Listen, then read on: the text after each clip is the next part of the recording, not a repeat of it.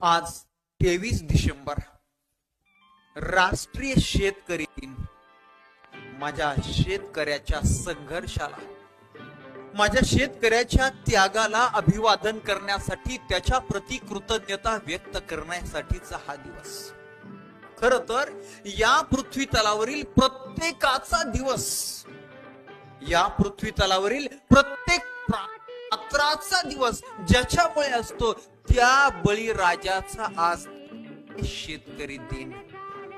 हा राष्ट्रीय शेतकरी दिन, राष्ट्रीय किसान दिन, नॅशनल फार्मर्स डे.